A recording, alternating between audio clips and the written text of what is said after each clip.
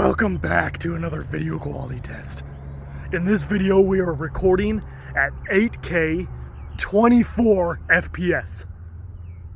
Why didn't they allow it to record 8K at 30 FPS is beyond me, because the processor from the Galaxy S20 could handle 8K at 30 FPS, but they didn't do it for the S21 and they're still refusing to do it for the S22. Why are they doing that is beyond me. This could easily record at 30 FPS and 8K, but whatever. The big improvement here is that they revamped the cameras, and now instead of the camera recording 8K through the telephoto lens, which made it look slightly zoomed in, now it's recording 8K through the main camera, so it basically looks normal. So you have a bigger field of view, and this is basically what it looks like. It looks much better this way. It's not zoomed in anymore like it was on the last time I tried doing this on the S20. I didn't like how it was zoomed in, because apparently they could only record it through the telephoto lens, because the primary lens I think was a 12 megapixel camera or something like that, and I think the telephoto lens was like a 48 megapixel or something. So now the main camera on this, I believe, is a 48 megapixel, and the other two, the wide angle and the telephoto, are 12. So that's basically why, because you have to have a really high, I don't know the minimum, I think you have to have a 48 megapixel or higher to be able to record 8K video. Don't quote me on that, I'm just guessing. I don't know the exact, I know that you have to have a high megapixel camera for 8K video. But now it looks normal. It's 24 FPS, which is what they use in a lot of film. Sure. But as far as, other than the frame rate, it looks just like any regular video. Now, I think the main reason why they're not really too keen on enabling 30 FPS at 8K or even higher, potentially even 40, 45, 60 FPS, that would right now, I'm pretty sure the processors could handle it, but it would overheat really quickly. The power is there, but the efficiency just isn't. So I'm pretty sure we'll see 8K video at 60 FPS, maybe in another 2 or 3 years.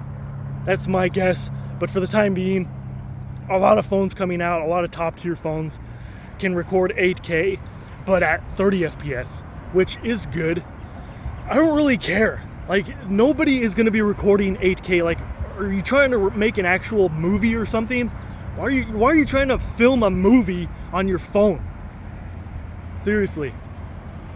Because that's the only logical reason behind that. And it's if you're really trying to make a legitimate Hollywood movie, you're not going to be using a phone. Give me a break. You're going to be using $1 million professional quality camera for that. You're going to be using multiple $1 million professional quality cameras. So I feel like, at least as of now, because pretty much nobody has an 8K TV or a monitor or anything like that, so you can't really even tell the quality. It'll look better if you're scaling it down, if you're zooming in and all that. So if you have an 8K video and you downscale it to 4K or 1080p or whatever, it'll still look much higher quality. But as far as making an actual 8K video, saving it in 8K, watching the 8K video, it's really gimmicky right now, because not very many people even have 4K TVs. A lot of people still have 1080p monitors and TVs. 4K TVs are starting to become more common, because you can get a 4K TV for really cheap.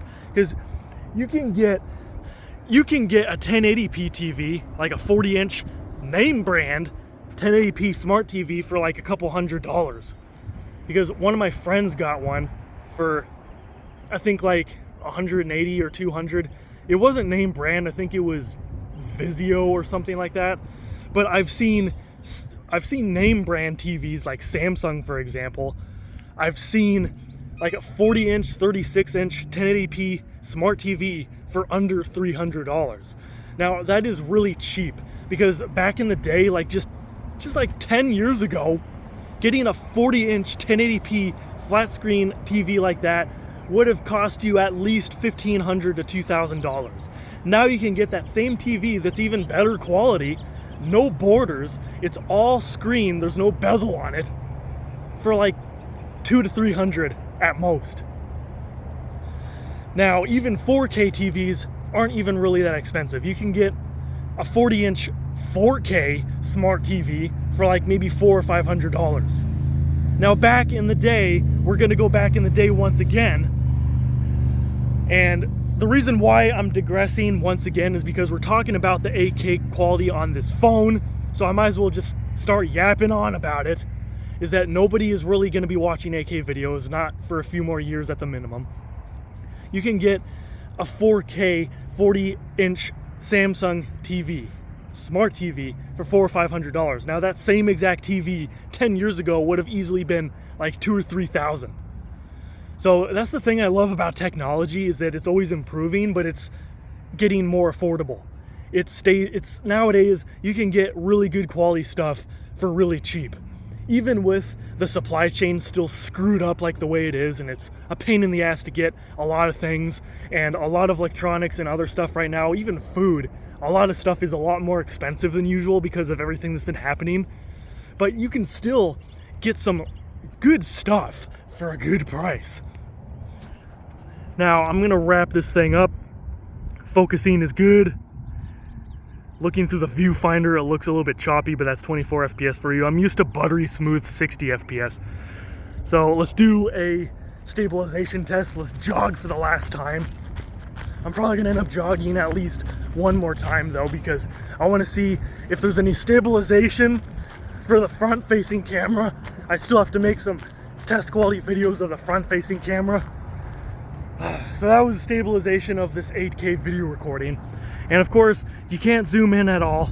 It's just one fixed orientation right here. You can't switch between the cameras. So I can't switch from the rear camera to the front. No zoom. I can pause the video apparently and resume it. There's an option for that, kind of surprising. But yeah, other than that, the quality of 8K video looks pretty much the same, but it's not zoomed in because I can record it on the main camera now instead of the telephoto, which previous Android phones like the S20 did. So that's always an improvement to be able to see more in the video. So 8K video at 24 FPS looks pretty good. I'm gonna say it looks pretty good.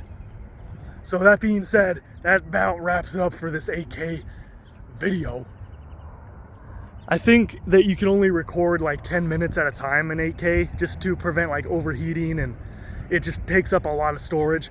That's why I could not imagine how much space 8K video is going to take up like 2 to 3 years from now when you can record in 60 FPS and probably eventually 120 FPS. It's going to happen at some point.